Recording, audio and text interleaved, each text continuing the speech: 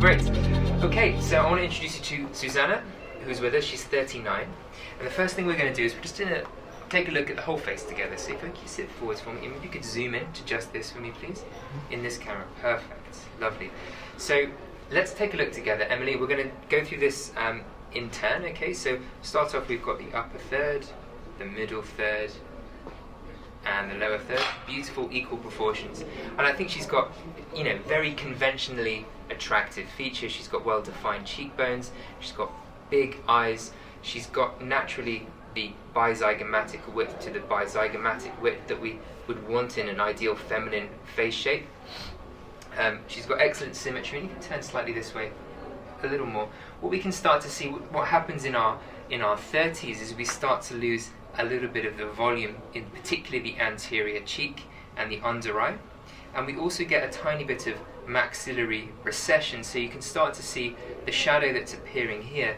And this is very mild, of course, but one of the things that concerns Susanna is the shadow here. So this for me is a very kind of routine mid-face treatment, and I hope I can show you today how we don't need much Nuvia product to get a really significant change.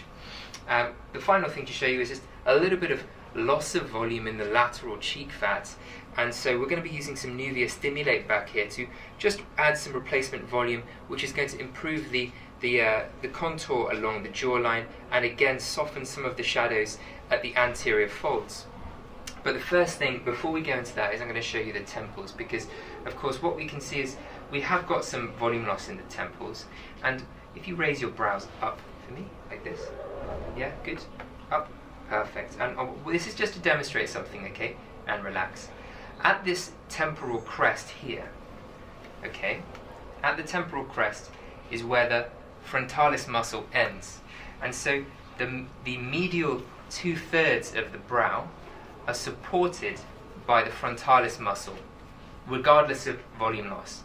But the lateral tail of the brow is not supported by the muscle, and that means that when we lose volume in the temple, it's normal for the tail of the brow to start to move downwards a little. So what we're going to do is we're going to replace volume in the temple to try and elevate the tail of the brow and rejuvenate the periorbital area before we approach the midface.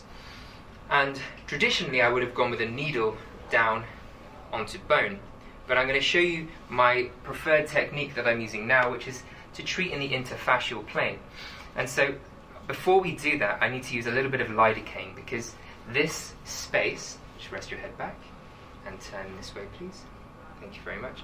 This space is naturally a closed structure, and so we need to open it up. So I'm going to start off with a little bit of lidocaine, and this is for my entry point. I'm generally quite very kind with my patients, I think, and like to make things as comfortable as possible. So we're going to be using a little bit of lidocaine as we approach the temple. And we're going to use lidocaine to actually open up this layer 4, the interfascial space. And I'll show you my approach. So we just go through the skin with our cannula. That's all we need to do. We're not going deep with this entry point, we're just going through layer 1. Okay. And now, just with some lidocaine and a 25 gauge cannula, I'm going to show you how we access this plane, okay? So we know that this here would be subcutaneous, agreed? And when we push down, you can see a little tether, a little dimple, as it pops and gives way, and now I'm in layer 4. This is interfascial, okay? It still looks superficial, but it's underneath the temporoparietal fascia. And here, I'm going to slowly inject lidocaine. Okay, maybe we want to use 0.1 mils of lidocaine. And we can use this anterograde technique to open up the interfascial plane of the temple.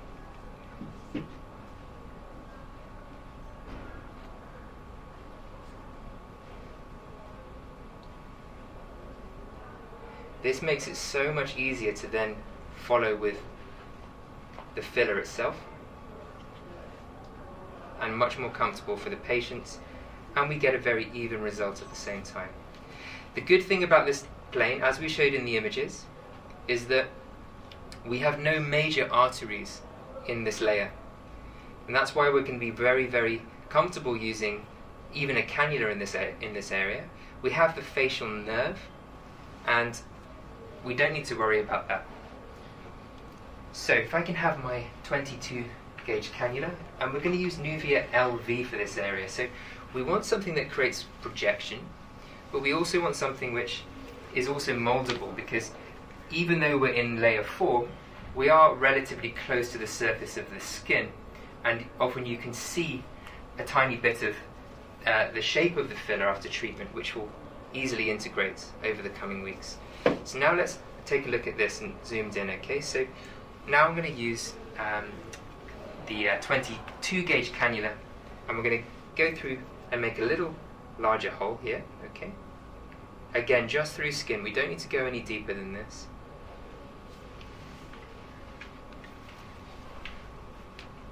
And this should be perfectly comfortable for our patients. So we're through the skin and we're in the subcutaneous fat, and then we're going to push, and that little dimple there is you pushing against the superficial temporal fascia, and we're going to pop through it like this. So now I'm in layer 4. It's very, very simple. And I'm going to inject 0.5 ml of filler into this area. And this will work to replace the lost volume in the temple, and it will support the tail of the brow, and importantly, it will also support the mid-face as well. And many injectors have injected superficially in the temple before, like this, but injecting into the interfascial plane is something relatively new, I believe, and definitely something I think I encourage, because of the impact it has across the face. Any questions or any comments, Emily, at this stage? I was just going for a question from me, actually. I know the answer, but do you think there is any indication for treating the temple in layer 2 superficially now that you have this technique? I think that we can still agree that the best results will come from a combination of treatments. If I was to try and do the absolute best treatment, it would be a combination of bone, interfascial, and down, and subcutaneous as well. And I think, let's see where the evidence goes with this, but we think that you're going to get more lower face improvements when we inject just subcutaneously. So there we go. So I've done this, and there's one extra little element I can show you, which is when we are in this interfascial plane. I'll just go there again. Okay, we're also in the correct depth to then target behind the orbicularis oculi muscle. So if we gently advance here, this won't be uncomfortable. We can actually elevate the tail of the brow with a tiny, tiny bit of filler as well. And this is sometimes nice if your patient complains of a little particular drop to their tail of the brow. So we can do a little bit of additional support there. Is that comfortable? Yes. Okay, good. So we're still friends? Yes. Okay, good. So this is my temple approach, guys, and let me have a look this way. Amazing. So can we take a look at the front now? We can see the improvements I hope you will see and agree. That's excellent. So not only have we lost the concavity to the brow, but we've also lifted the lateral third of the brow, and perhaps you can also see that the eye here is a little bit more awake. Maybe we've got a little bit of elevation to the corner of the lip, and certainly a little elevation to the corner of the eye as well. And that's only because we've managed to go underneath this important third layer of the temple. Okay, now we can move on to the mid-face. So let's go back and this way. So I'm just going to draw on a few important structures so we've got the same understanding here. If we look at the neck, okay, we've got our carotid, okay, we've got two branches. One goes to the brain and the retina, that's your internal carotid. Number two is your external carotid, and this is the really important one. Injectors should be aware, I think, of 3 branches to the external carotid. So the first one, if you bite your teeth together for me, show me this muscle in Polish. Very good. Okay. And relax. So everyone knows this. We have the trunk of the facial artery, and then we have the facial vein anterior, by the way. This facial artery will then traverse towards the corner of the mouth. Okay. It will have a pathway up the nasolabial fold, and of course it terminates here as the angular artery. So this is our facial artery, and I want to explain three important things about the facial artery. The first of all is that it's fixed in it. This is an extremely variable vessel. In some places we can have even 3 arterial trunks. Sometimes there's 3 arteries in the nasolabial fold or in the angular artery. But there's only one thing that we know for sure, which is that it's always in the same place here. It's always in the same place in the modiolus, and it's always the same place in the medial aspect of the eye. Everywhere else, this vessel can be multiple vessels, and everywhere else, it can be in any given position. So that's number one. Okay, this is the facial artery. It's starting off deep, and it becomes more and more superficial as we traverse up the face. So this is where I would say we start to become superficial. Sometimes at the piriform it's deep. Sometimes it's even down on bone at the piriform, and so we can't rely on it being superficial here. Sometimes it's deep, and that's important, and I'll come back to that in my technique. So that's the facial artery. Number 2 is your superficial temporal artery. Well, I've already explained this one, guys. This one is running along the hairline, okay? But it gives off a branch underneath the zygoma. So this is your superficial temporal artery, and when we're injecting along the midface, we should be absolutely fine to do treatments down onto bone, because we know where the artery is. It's usually within layer 3, and it's usually underneath the zygomatic bone. And the third important branch, number 3, is our maxillary artery. And as I said before, this artery supplies the deep vessels of the temple, but it also gives out our infraorbital and our mental arteries as well. So this is another branch of the external carotid. Every patient I treat, I draw on the zygomatic bone.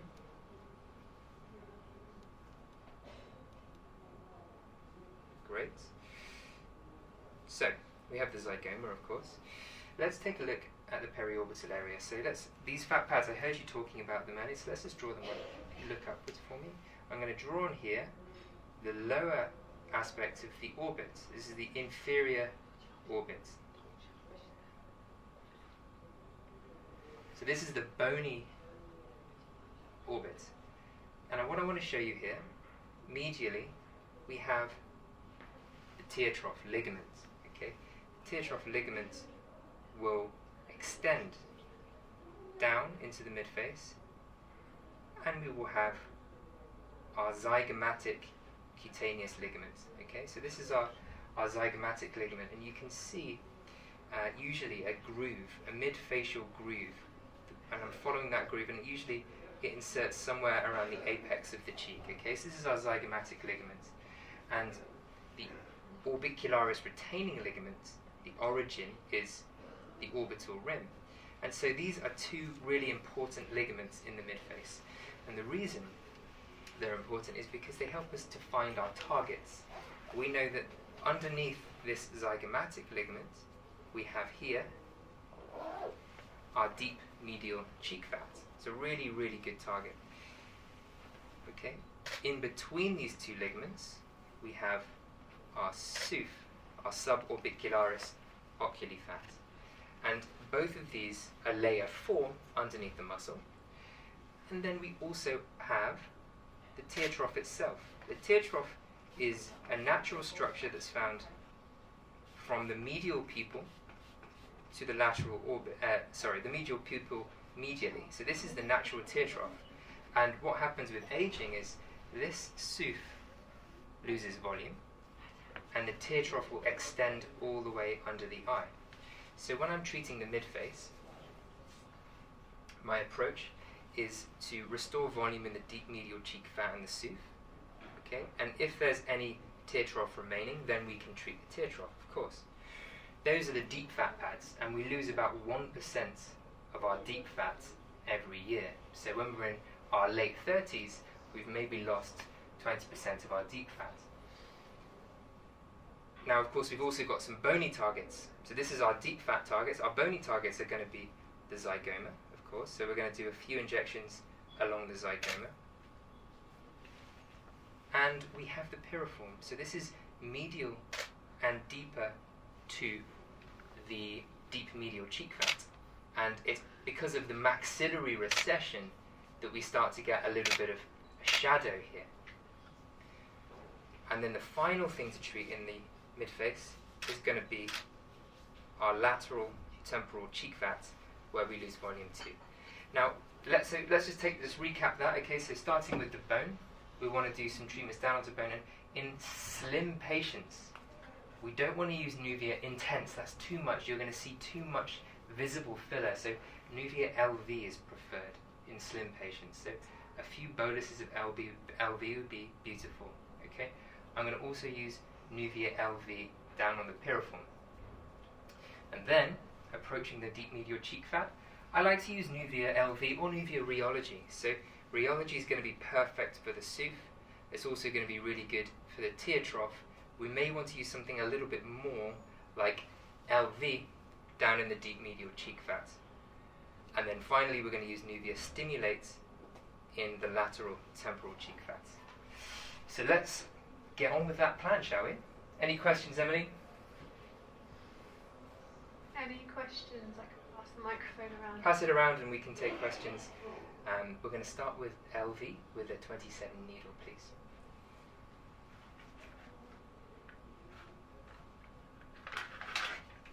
Where are you starting, Tristan? We're going to start on the zygoma, Emily.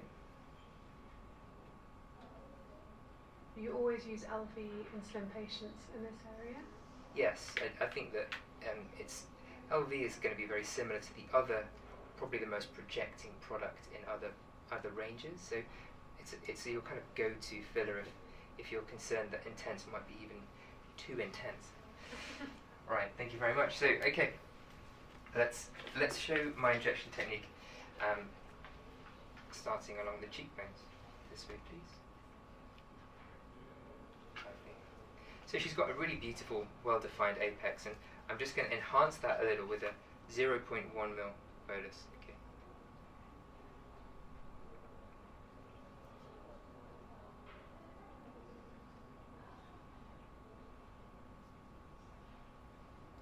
Good.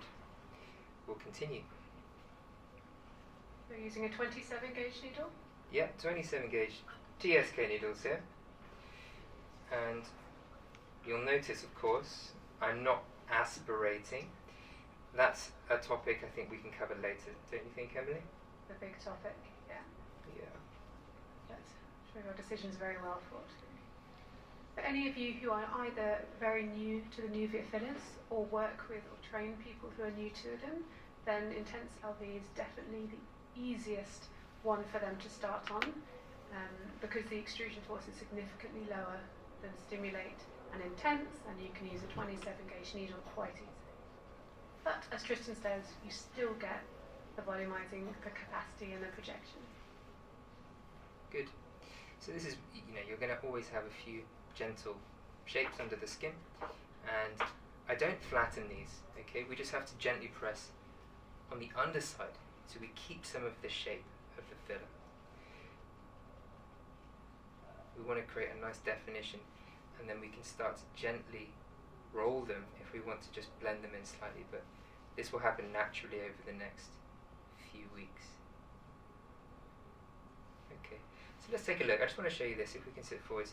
I haven't done anything extreme here, okay, but she still looks very natural, of course, but she's just got a little bit more high definition along the cheekbone. It looks really good. Head back, please. Next thing I'm going to show you is how we approach the piriform fossa, because my approach is bone, then deep fat, then superficial fat. So this is how I like to, in a systematic approach, work through the midface. So the bony targets are the cheekbones and the maxilla. And I'm going to show you my approach for the piriform fossa. And it's actually again using a cannula, so I'm going to do a little bit of lidocaine here. Okay, 1, 2, 3.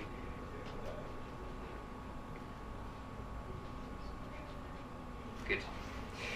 The upper lip is quite sensitive, so we just have to be a bit careful.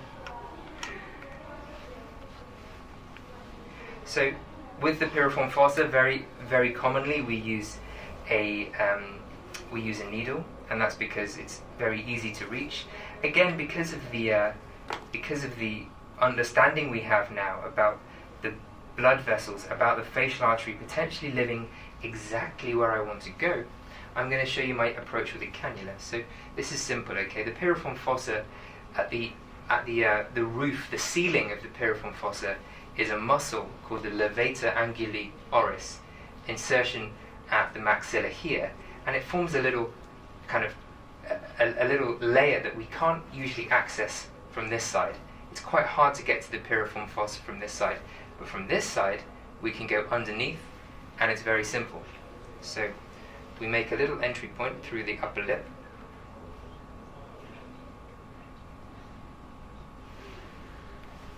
And I'm just using Nuvia LV here. And we want to be using a 25 gauge cannula. I'm comfortable with that. We don't need 22 gauge here. And we're going to go through the orbicularis oris muscle.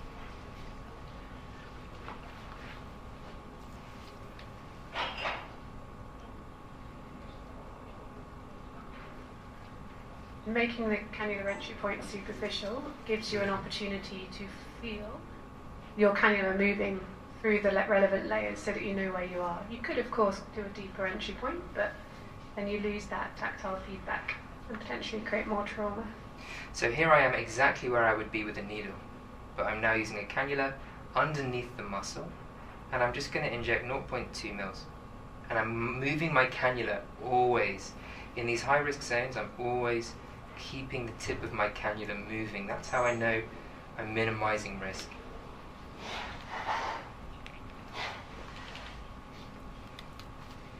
Perfect. That's all we needed to do. I know that's a bit strange. Thank you. And we can just do a massage underneath the base of the nose. Keep the filler exactly where we want to. But I'm going to show you how much we've managed to reduce the nasolabial fold just with that technique. If we can go forwards now. We can see it. Yeah, fantastic. So this is easy and much more comfortable, and I believe much more safe than using a needle down to bone. Next, let's treat the anterior cheek. And for this, I'm going to continue to use LV. Head back, please. And can I get some rheology now with a 25? 25. Yeah. So, anterior cheek. So we've got 3 different areas, remember? We've got the deep medial fat, the souph, and the tear trough. I'm going to make my entry point here to treat all 3. Always just through the skin is all I need.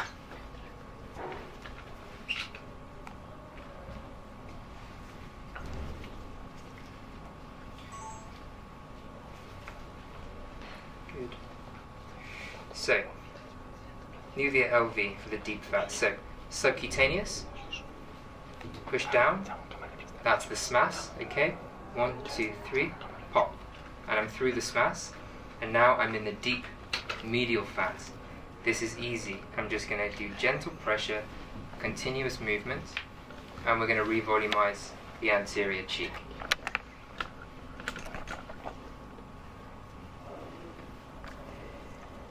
We don't need much because she's very slim, and she has only a tiny bit of volume loss.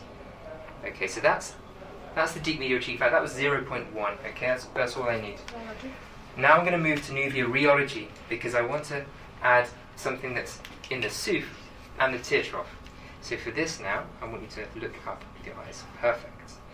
And we're going to approach the deep fat under the orbicularis muscle, the souph. And this is this is where the soup lives, okay?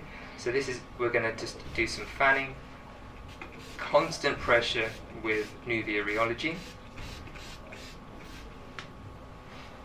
0.1 so far.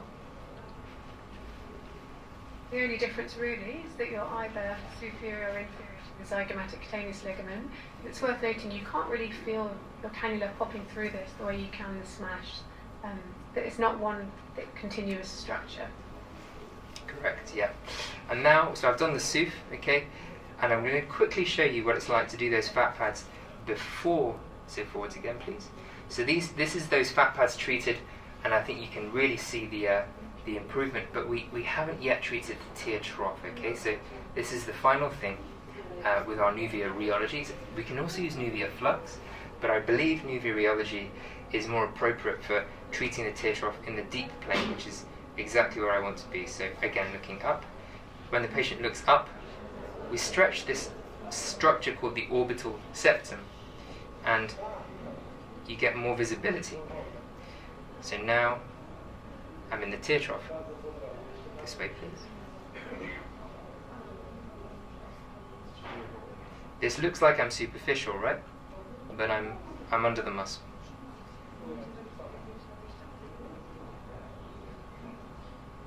And my approach, because of the extrusion force, because of the pegylated filler, I have continuous pressure with my thumb, and I let the cannula do all the hard work. I'm not worrying about my right thumb. I'm just using continuous pressure.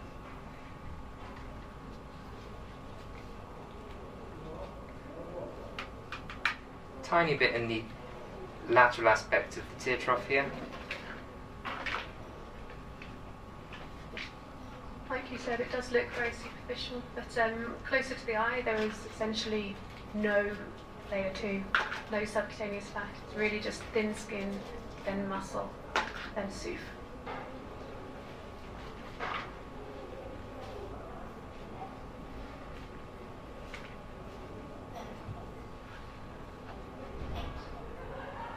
Great, that's all I wanted to do. Nuvia Rheology, that was 0.3 mils in the SOOF and the tear trough combined.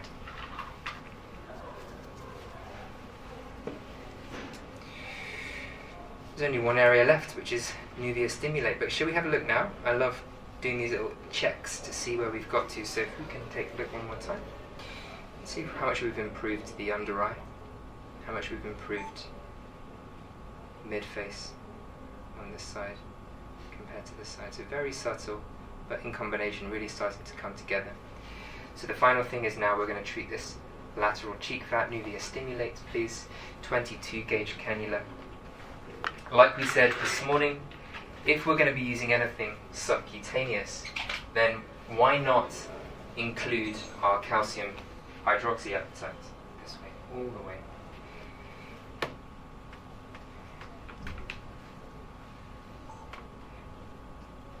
So we've got this 1% calcium, which is going to make sure that we get some biostimulation, we get this physiological collagenesis. 1, 2, 3. Good. Thank you.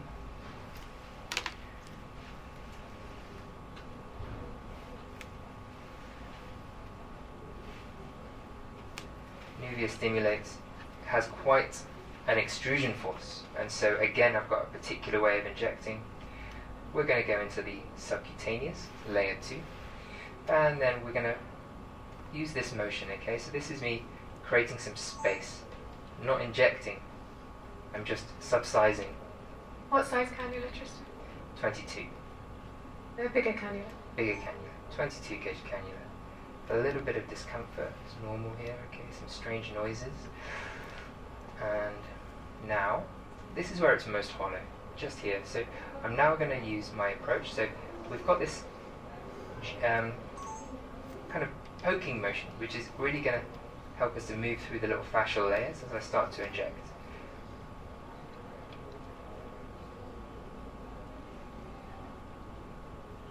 And this particular product and technique is of course the core part of the ELIF protocol as well, isn't it? Exactly. So as Alessandra was saying, this product becomes the chromophore for the Zafira device, and so we can target the water in the gel to get the full kind of transdermal stimulation of the tissue. Well done, almost finished. Look, we can go down here to the gonial angle if we want to as well.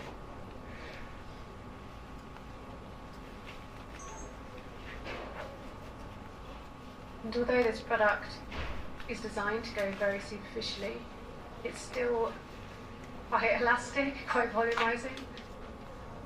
So you can use it elsewhere. Great.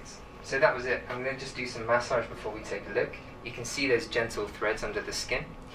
And because of the cohesivity of these pegylated gels, we don't have to worry about this. So we just get a gentle layer of our cleaning solution, and then we can massage.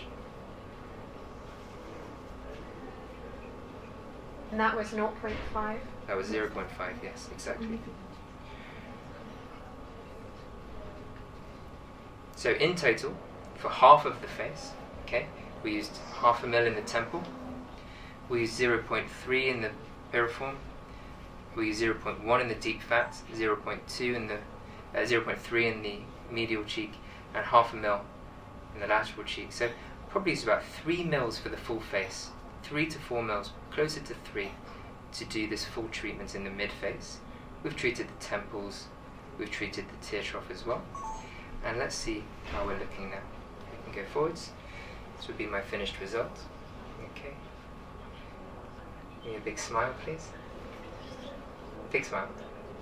Okay, relax. Thank you. What do we see, Emily? Okay, so certainly the shadow under her eye that was just moving towards the middle of her cheek gone. Her jawline looks longer and elongated on that side, yeah. What is her left side on the screen? The temple shadowing is gone. You can see more of the brow tip, but she still looks just as slim. And I know that was important to this particular lady, but it's also generally important to our patients. Is that when we start putting filler in their cheeks, they don't want to look round, and actually there still is a shadow under her cheekbone. If anything, it's more dramatic. Brilliant. So that's half of the face, guys. How long do we have left? I think that we can go with the second half. Okay. I'm being told that we have time to do the second half, Emily. So this is a good chance for us to do some questions and answers, I think. But I'm going to just continue with the same approach to the patients left. Wonderful. Please do ask some questions. There's no question too simple or too silly. It could be about anything, or anything about the product range. Any product you haven't tried yet in the range. Any in areas where you're not sure which one to use.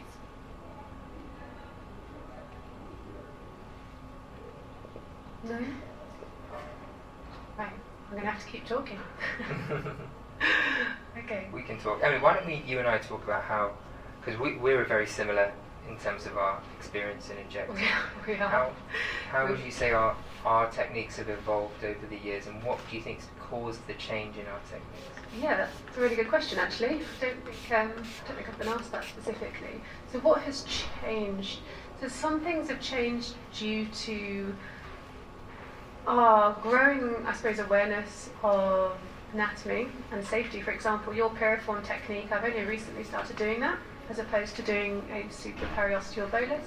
Likewise with the temple, only recently moved from supraperiosteal bolus, well, fairly recently, to an interfascial technique. Now, my practice in the last sort of 3 years compared to before that, I do very few needle injections actually. I find that most areas of the face there is a way to effectively and accurately treat via a cannula, and I love how significantly that can reduce bruising, post-procedure bruising and swelling for my patients. Yep.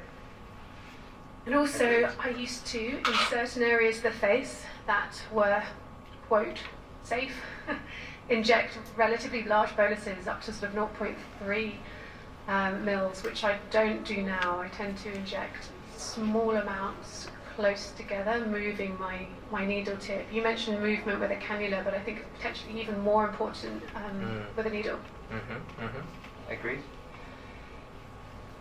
Okay, let's just do this one more time because I think it's still... I've got a question. Well, carry on, Tristan, but I've got a question for you. Because we work together every day in clinic, and we inject in very similar ways. And I'm just thinking, is there anything I would do differently? Could you have used a cannula along her zygoma, particularly because she is so slim, and you want to make sure you get a really smooth line? And if so, why or why not? Yeah, no, I think we definitely could. I think that this is a perfect example of where a cannula would get you a similar or better result as well. And I think it's really a choice. Often I'm in the habit of using a needle just because I know that we're getting these little pillars of support down onto bone, which I think are quite structurally important.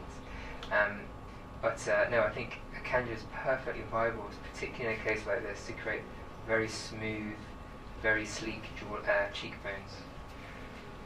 And you can use intense, you just have to be careful and have even lower volumes. Yeah. Okay, great. So now we've opened up the space with local anaesthetic, back with my 22 gauge cannula for the temples. Perfect. And we're going to do the second half a mil. So let's do this one more time. So through the skin, and then we're going to pop through like this, just like the midface. It's just like the midface. Little push, and we're through. And now we're into fascial. Well, if you did this without the local anaesthetic, there would be a resistance, and it would be hard to get an even result. So it's not just to reduce pain, it's to open up that space, almost by like a little blunt dissection with both the cannula and the fluid.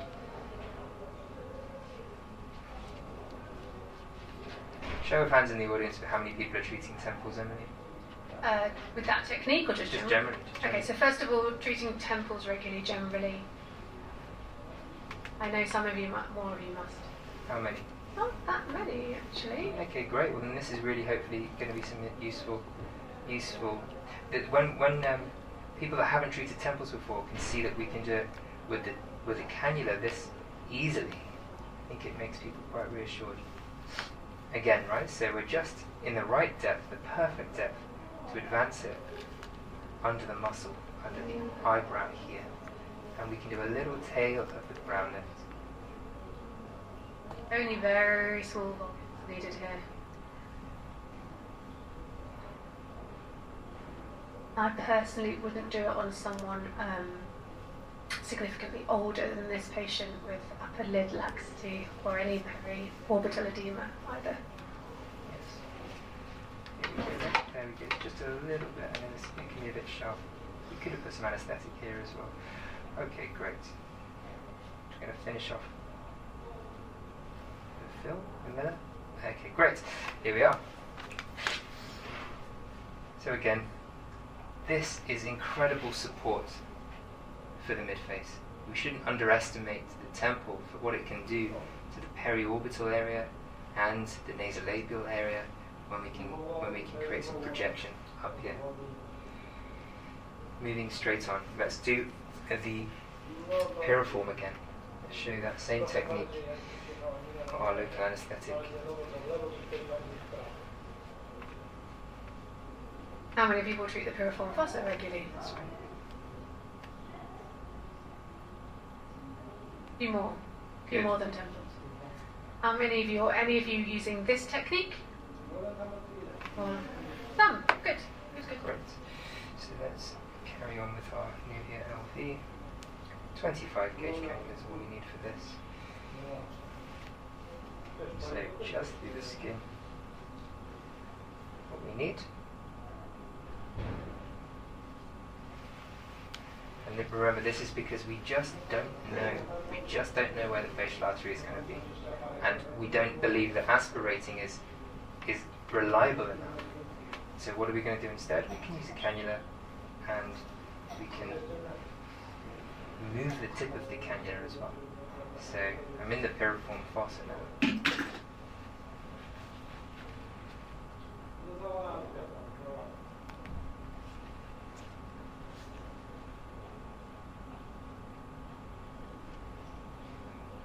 Constant pressure.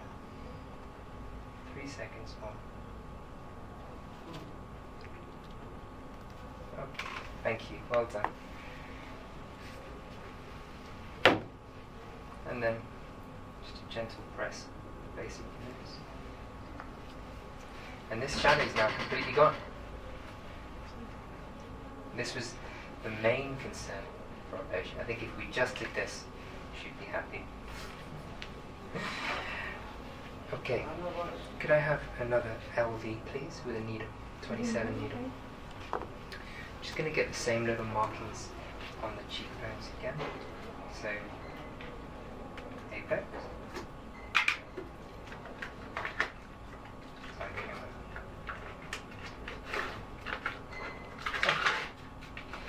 Turn this way. It's sometimes very easy to just use your eyes to see exactly where you want to treat before, without even needing to mark. We'll make sure it's exactly the same. Good.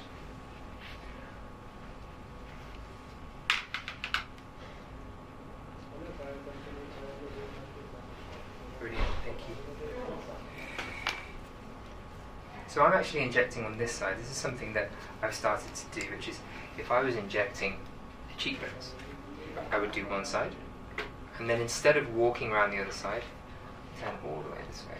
I prefer to do this because I'm right-handed, and with my right hand, I find this very comfortable.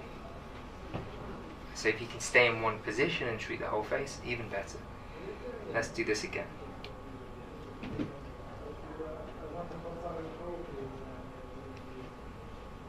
The only disadvantage to that is we can't see what you're doing. Okay, I've got a trick for that. We've already seen it. I've got a trick for that. Just makes my my injection a little awkward. There you No, go. we don't mind if you're uncomfortable.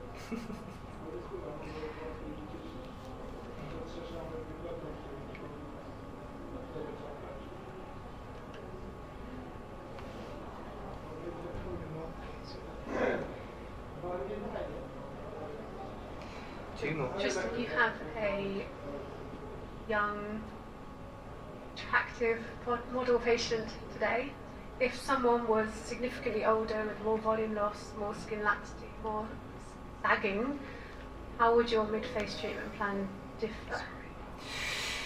How would it differ? You know, it wouldn't differ too much because I like to have a very systematic approach, and I think it would always include treating the bone, then the deep fat, then the superficial fat. I think we may end up using more product in certain areas. The zygoma wouldn't change, I don't think. The zygoma would be pretty similar throughout.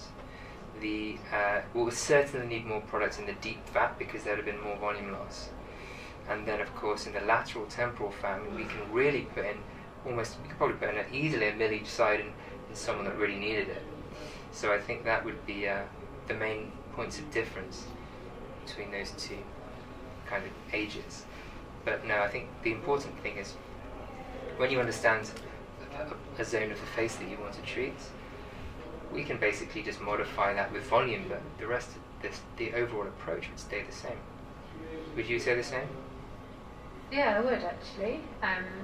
It's just going to be volume, and then you would have to properly address the skin laxity probably with devices, because you'll only get so far with filler alone. Yes. So I think this is probably a good chance to talk about the pegylated gels that we're using, because we haven't spoken much about polyethylene glycol today, and I believe that PEG is the key differentiator in these fillers. And we talk about there being 4 main advantages that I think we have, with these Nuvia products. And the first one that we're seeing today is that we have only probably 2/3 of what I would normally need compared to other gels. So we don't need as much product. And the reason for that is because we're injecting a much more complex gel. We've got two polymers. We've got the hyaluronic acid, and we've also got the polyethylene glycol together. And that means that we end up having a more stable, more projecting gel. And that means that when we're injecting, there's really a lot less product that we need to get the same results. And the polyethylene glycol is about 20 times longer than the other crosslinker like BDDE. And so when you combine that with hyaluronic acid, the long sugar chains, then we've got a much more complex, much more projecting gel. That's 1 out of 4 of the key advantages that I'd like to talk about with PEG. The number one, you can use less product to get the same result. Exactly. Second one is probably one that you can talk about a bit better than me, Emily, which is the fact that we don't. So Emily in our academy, Emily is responsible. Fortunately, it's not me. Responsible for all of our patient outcomes, and that means that you've seen a lot more complications than I have from the various trainees that are going through our courses. And one of the biggest problems we have is nodules. And the amazing thing about polyethylene glycol is that it has an immunomodulatory effect. And so it actually reduces the local immune response that we get from the white cells. It reduces their motility. And so, if you look up please. So if we're injecting hyaluronic acid with polyethylene glycol, then we can actually reduce the possibility of an immune-mediated swelling. And this is fantastic because we can actually inject someone and not worry about someone coming back 5 months later with a painful red-hot swelling. Absolutely, it's just worth me mentioning that all those nodules you referred to historically were not from Nuvia products. So, no recorded granulomas from Nuvia products so far. Doesn't mean it's impossible, but the risk is certainly a lot lower. There's a couple of things that can contribute to inflammatory response. A lower molecular weight, so if as a product breaks down, there's lots of free low molecular weight hyaluronic acid, that could contribute to it, and that's not something that occurs with these products. Also, as they break down, the polyethylene glycol stays attached to the breakdown products, so even those temporary immune-mediated swellings are less likely to happen. Number 3 is Tristan Mehta from Warsaw. I have a question. Sure. Hi. Concerning the technique you did right now, what I can see, you cross the retaining ligament with the cannula to the flax. Am I right? Yes. So this cannula is initially underneath the zygomatic ligament, and then I will go through the zygomatic ligament like this here to access the soup and also the tear trough, but it's always underneath the orbicularis ligament. Does that make sense? The orbicularis ligament is the superior border of any treatment we will do in facial aesthetics in the midface, because it inserts, its origin is from the orbital bone.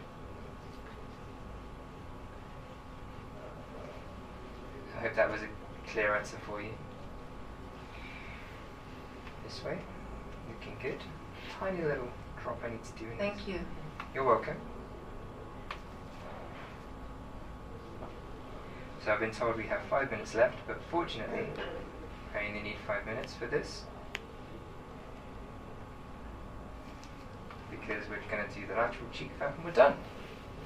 Stimulate, I've got it. Good. This way, please. So we got to point number 2.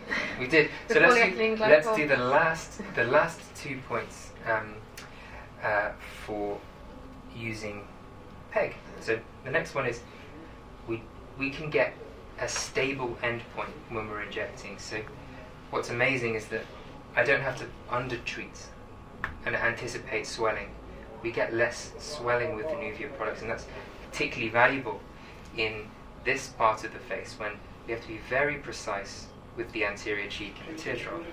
And the reason is because we've got these amino acids, proline and glycine, in every single syringe of filler, and they are hydrophobic, and that means they reduce the swelling capacity of the gel, which means even with Nuvia Intense, which is 28 milligrams per mil, we have significantly less swelling than with other products. Okay, the final point is what Alessandro explained earlier, which is that these products are heat stable, again because of the PEG and the stability of the gel. It means that they don't break down. If I wanted to use some radio frequency or some thermolifting over this area, then I can do without breaking down the filler, which I think is an amazing property. So those are my top 4 reasons for why I think PEG is creating such an improvement in the market. A little massage and we're done. Thank you so much, Susanna. She's been brilliant, hasn't she? It's been fantastic. If we can sit you forwards, this is our finished result. Okay, so temples, zygoma, piriform, anterior cheek, and teardrop, and then the lateral temple cheek as well. Thank you very much.